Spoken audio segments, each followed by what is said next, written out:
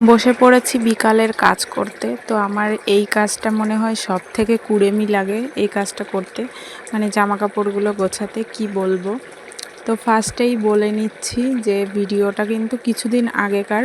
আমি কাজের চাপের জন্য আমি ভিডিও দিতে পারছি না, অনেক দিন ধরেই বাড়িতে এসে থেকে আমি ভিডিও ভালো করে দিতে পারছি না রেগুলারলি। তো এটা বাড়িতে আসার কিছুদিন পরের ভিডিও।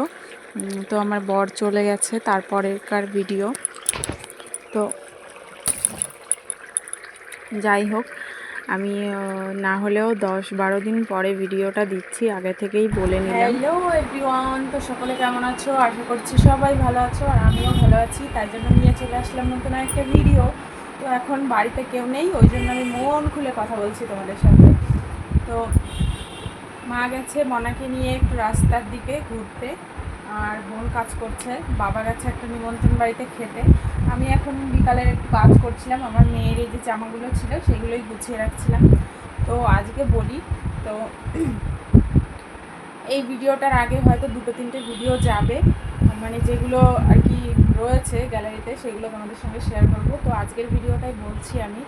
তো আমার মেয়ের ভীষণই শরীর খারাপ ছিল ওইখানটায়।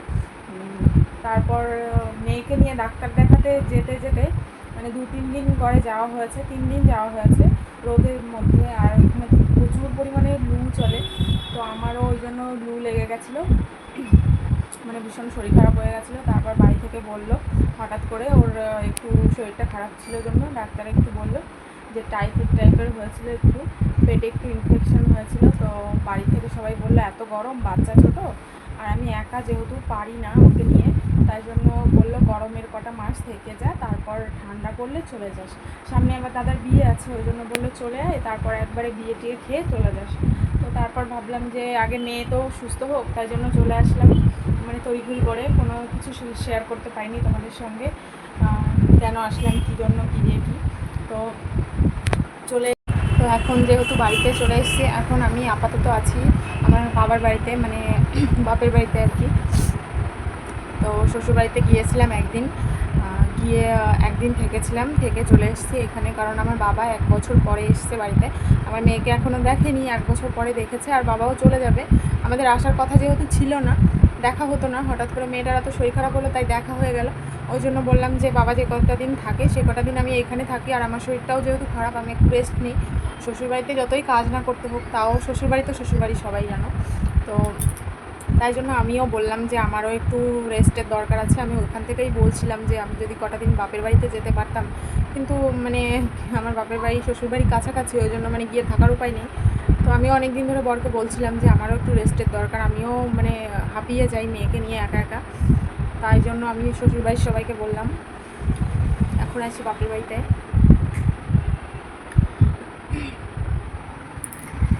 এই দেখো আমার বিকালের কাজ এই যে কমপ্লিট হয়ে গেছে, এইগুলো জায়গায় রেখে দেবো। এখানে এসে একটু অসুবিধা হবে, কারণ এখানে জায়গা আছে, জায়গা নেই তা না, জায়গা আছে, কিন্তু এক জায়গা থেকে এক জায়গায় আসলে একটু অসুবিধা হয়, কোথাকার জিনিস কোথায় রাখবো। আবার যেহেতু চলে যাবো ওই বাড়িতে, শ্বশুর বাড়িতে, ওই জন্য মানে বেশি কিছু গোছাগুছি করছি না, সামনের ওপরই রাখছি, আবার যেতে হবে যেহেতু ওইখানে গিয়ে থাকবো। তো আর কিছু বলার নেই, পরে দেখা করছি আবার।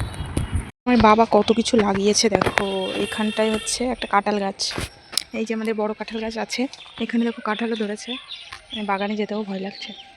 এই যে টালটা দেখতে পাচ্ছ, এখানে লাগিয়েছে উচ্ছের টাল দিয়েছে।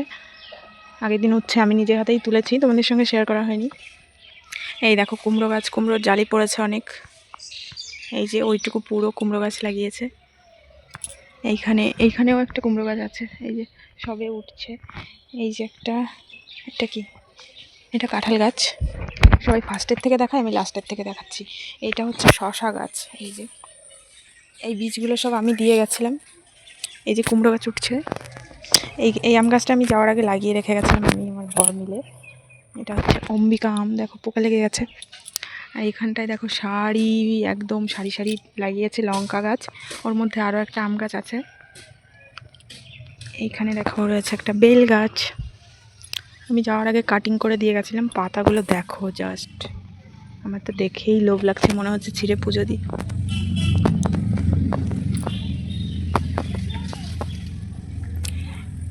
এইটুকু সব পরিষ্কার করেছে আমার বাবা। এখানে আছে আর একটা উচ্ছে গাছ, আর আমি সেই মানে মধ্যপ্রদেশের ওইখানের যে লম্বা লাউ সেটা আমি দিয়ে গেছিলাম বীজ, তো সেটাই হয়েছে দেখো। এখান থেকে দেখা যাচ্ছে না, ওই সাইডে সব লাউয়ের জালিগুলো পড়েছে। এখানে একটা উচ্ছে হয়েছে, কোথায় যেন দেখলাম, এই যে দেখো সব লাউ গাছ হয়েছে সুন্দর একদম। এইটা হচ্ছে ঘাটকোল না ঘ্যাটকোল বলে সেইটা। এখানে একটা পাতিলেবুর গাছ আছে, কলকাতা লেবু, কলকাতা আর কি ভাতে খাওয়া লেবু যেটাকে বলে। এখানে রয়েছে একটা চিকুর গাছ, এই যে চিকু, চিকু আমার ফেভারিট ফ্রুট, তাই জন্য আমি লাগিয়েছি। শ্বশুরবাড়িতে একটু অল্প অল্প জায়গা না, অনেকটাই জায়গা আছে, কিন্তু জায়গাটা একটু বেমানান, তাই জন্য চিকুর গাছটা এই বাড়িতে লাগিয়েছি। এইটা রয়েছে এখানে একটা বারুইপুরি পেয়ারা। এইখানে দেখো রয়েছে, এটা হচ্ছে কি যেন মাটির তলায় হয়, মেটে আলু, আমি লাগিয়ে রেখে গেছিলাম। এই যে একটা লেবুর গাছ, পাতিলেবু। আর এইখানে দেখো, চিনতে পারছো এগুলো কি? এগুলো হচ্ছে পিপলটি শাক। আমি এইগুলো নিয়ে গেছিলাম ওইখানে, নিয়ে গিয়ে কিছুটা লাগিয়েছি। এই যে হচ্ছে একটা লক্ষ্মী জবার গাছ। এইখানে একটা বারোমাসি আম আছে। এই যে এইখানে দেখো বেগুন গাছ, এইটার বীজও আমি দিয়েছি। দেখো লম্বা লম্বা সাদা সাদা বেগুন হচ্ছে, অনেক রকমের বেগুন গাছ দিয়েছি, সুন্দর লাগছে তাই না?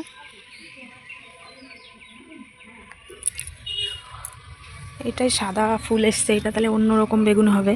ওইটাই দেখো নীল কালারের ফুল, এটাই সাদা কালারের ফুল। আর এইখানে রয়েছে দেখো থানকুনির ভান্ডার, দেখো প্রচুর প্রচুর থানকুনি আছে এখানে। ওই যে একটা পেঁপে গাছ, এই দেখো আম হয়েছে। এটা হচ্ছে কি বলে, আম্রপলি, আম্রপলি আমের গাছ এটা। এই আমটা একদম ছোট হয়ে গেছে, এই আমগুলো ভালো বড়।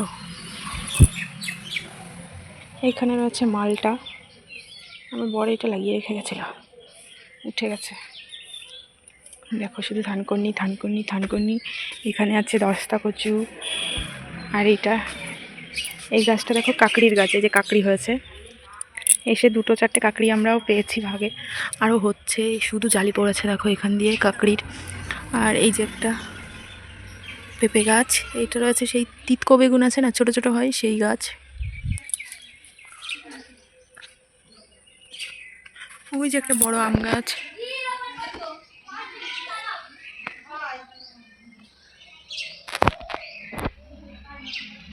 ফোনের লাইটটা পাচ্ছে না, বিকাল হয়ে গেছে তো।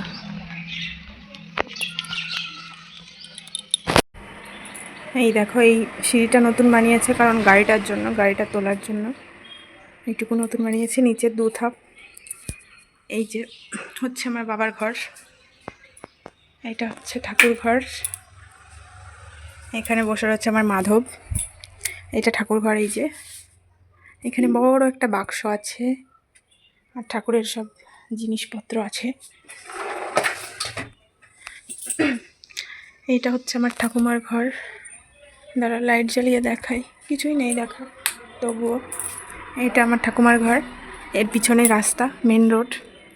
এই যে আমার ঠাকুমা থাকে এই ঘরে, মানে ওনার বর বেঁচে থাকতে, ঠাকুরদাদা বেঁচে থাকতে এই ঘরটা। এই যে আমার ঠাকুরদাদা, এইটা আমার ঠাকুরদাদা। এই যে, তো এই যে এখানে একটা বাক্স আছে, এখানে একটা শোকেস আছে, আর কিছু নেই। এই যে একটা খাট আছে। ঘরটা দেখি আর 1-2 বছরের মধ্যে ভাঙা হতে পারে। এইটা আমার মায়ের রুম, মা বাবার রুম, গোছানো নেই, কেউ কিছু মনে করো না। উপরে রয়েছে একটা ট্রলি আর অনেক সরঞ্জাম রয়েছে। এটা খাট, আমার মায়ের বিয়ের খাট। আর এই যে রয়েছে একটা শোকেজ।